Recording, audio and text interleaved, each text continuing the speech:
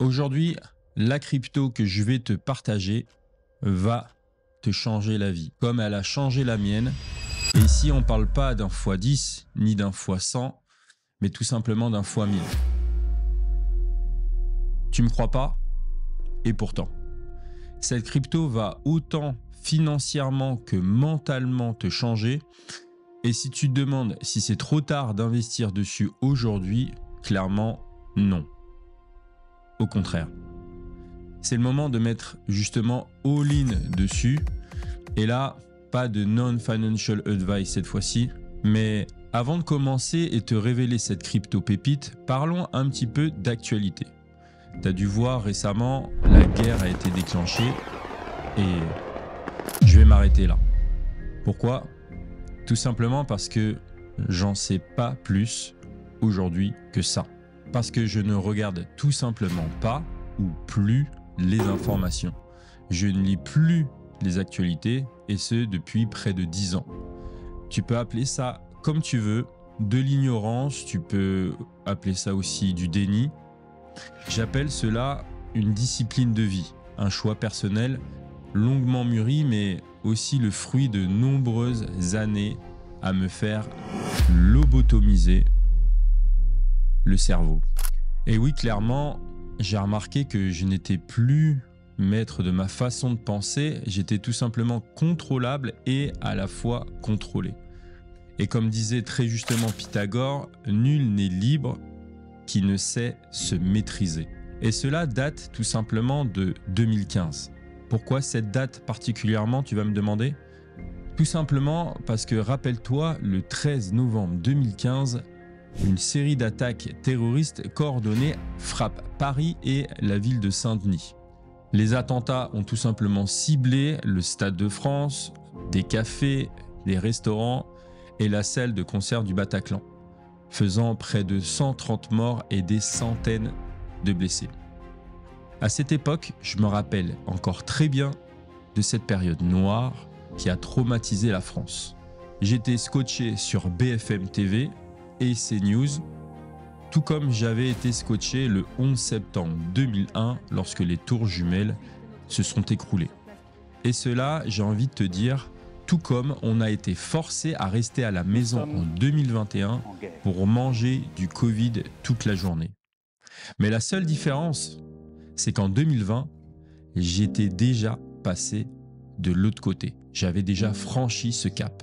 Car oui, le 13 novembre 2015 a été la dernière fois que je me suis infligé ce supplice. Et ce jour-là, j'ai décidé de changer ma manière de m'informer. Comment? Tout simplement, j'ai décidé de ne plus écouter les informations à la radio, dans ma voiture, et j'ai décidé également de ne plus regarder les news à la télévision. Zéro. Et tu dois te dire, quel est le rapport avec la crypto-monnaie dans tout ça? Une minute, je vais y venir. Donc je te disais, à partir de 2015, je décide de me couper complètement de l'actualité. Et tu sais quoi? Je me sens mieux, beaucoup mieux. Je me sens moi, je me sens vivant et surtout, je me sens plus du tout contrôlé. J'avais repris le contrôle. Enfin, puis-je dire. J'étais le pilote de ma vie, le responsable de ma façon de penser. Et pas plus tard qu'il y a quelques jours, il y a eu une attaque. Tu veux des détails? Désolé, j'en ai pas plus, car je ne sais pas ce qui se passe. Est-ce que je m'en fiche? Clairement pas. Est-ce que c'est grave? Oui, ça l'est. Toute guerre n'a pas lieu d'être, car on est né pour vivre et pas pour mourir. Et très justement, John Fitzgerald Kennedy disait d'ailleurs « L'humanité devra mettre un terme à la guerre ou la guerre mettra un terme à l'humanité. » Alors oui, décider de m'isoler et de me protéger a été un choix de vie. Et ici, c'est comme décider de se séparer de personnes proches, mais toxiques, que ce soit la famille, les amis, des collègues, parfois très sympas, mais d'autres fois tellement toxiques. Comme on dit, le négatif attire le négatif. Mais finalement, j'ai envie de te dire, cette décision a été la meilleure décision de ma vie. Elle m'a changé, elle a changé ma façon d'investir. J'ai protégé mon mindset et j'ai fait fructifier mon portefeuille. D'ailleurs, c'est en plein Covid, en novembre 2020, que j'ai décidé de créer et de lancer ma chaîne. Aujourd'hui, on est plus de 300 000, donc un grand merci. Mais oui, tu ne le sais peut-être pas, mais les biais cognitifs liés à la peur ont un rôle majeur, je dis bien majeur, dans la prise de décision en investissement. Quels sont-ils? Il y en a 5 et je vais te les résumer et crois-moi, ils te changeront et te feront passer dans le club des 1% des investisseurs. En premier lieu, il y a le biais de confirmation. À chaque baisse, tu vas le voir, ou à chaque correction du marché, tu remarqueras qu'on recherche absolument l'information qui va valider nos peurs. On va justifier une montée et on va chercher à comprendre une soudaine baisse. Mais j'ai une question pour toi. Est-ce vraiment et véritablement rationnel? Non, car cela nous rend aveugles aux opportunités qui sont tout simplement en face de nous. Et là, petite piqûre de rappel, si tu me le permets, mars 2020. Nous avons connu un Bitcoin à 3000 $. Qui a acheté? Très peu l'ont fait. Au jour d'aujourd'hui, cela fait tout simplement un x20. Personnellement, j'en ai acheté et je te dirai comment après. Mais passons au deuxième biais qui est l'aversion au risque. Il faut le dire, la peur des pertes a tendance à nous paralyser complètement et à ce moment-là, on va vouloir tout simplement éviter les risques et vouloir rester dans sa zone de confort. Et là, on va épargner au lieu d'investir et c'est souvent en période de crise que cette aversion va se produire dans ton cerveau. Et là, j'ai quelques dates en tête. 1929, le crack de Wall Street. 1973, le premier choc pétrolier. 2008, la crise des subprimes. Et ici, on parle encore d'un x10 ou d'un x20, facile si tu avais acheté durant cette période-là. Le troisième biais est le biais de disponibilité. Ce biais est tout simplement renforcé par la peur. Il s'agit de la probabilité qu'un événement tel une crise économique arrive, comme une crise financière par exemple, en fonction de la facilité que l'on a à énumérer la liste des arguments allant dans ce sens.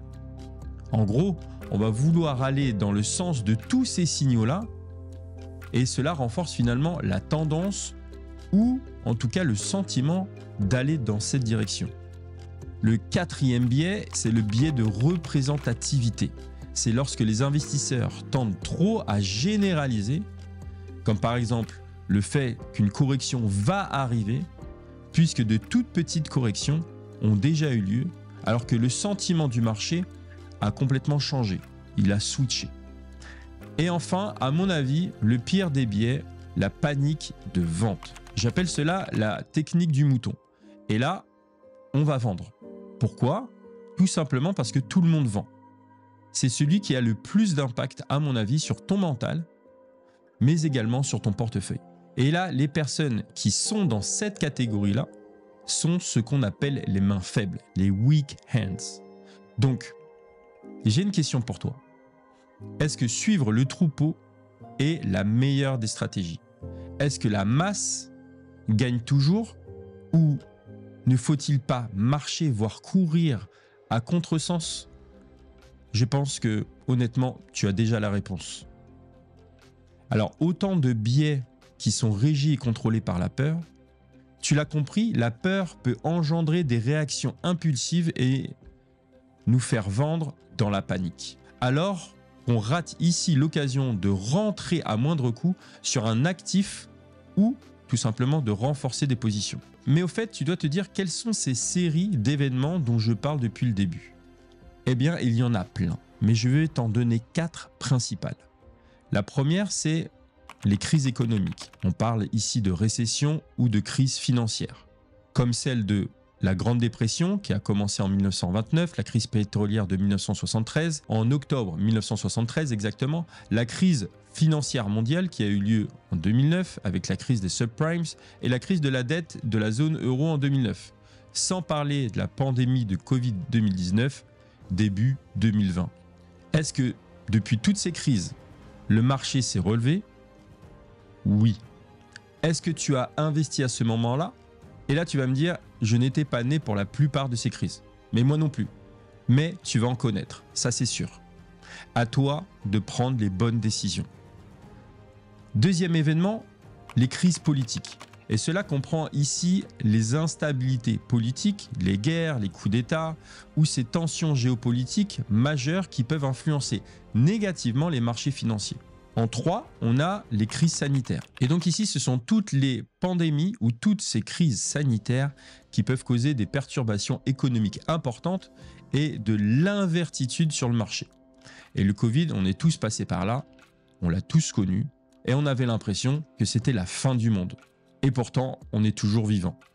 On peut également parler des changements politiques monétaires, des changements réglementaires, de défaillances d'entreprises majeures comme Lehman Brothers. Mais je pense que tu l'as compris. Et je te disais que j'avais acheté en 2020 du Bitcoin à 10 000, 5 000 ou même 3 000. Pourquoi? Comment? Tout simplement, j'achète tous les jours, de façon bête et simple, en faisant abstraction de tout élément extérieur, de panique ou de peur. Et finalement, c'est ce qui se passe un petit peu aujourd'hui, ou hier, ou demain. Mais là, peu importe, j'achète. Donc si j'ai un conseil à te donner, reprends le contrôle de ta vie, de qui et quoi tu veux laisser rentrer dans ton quotidien, parce que là, ce sont tes choix, ce sont tes décisions, mais sache une chose, cette seule décision aura un impact très fort, ultra puissant sur ta façon de penser, ta façon de réfléchir et ta façon d'investir.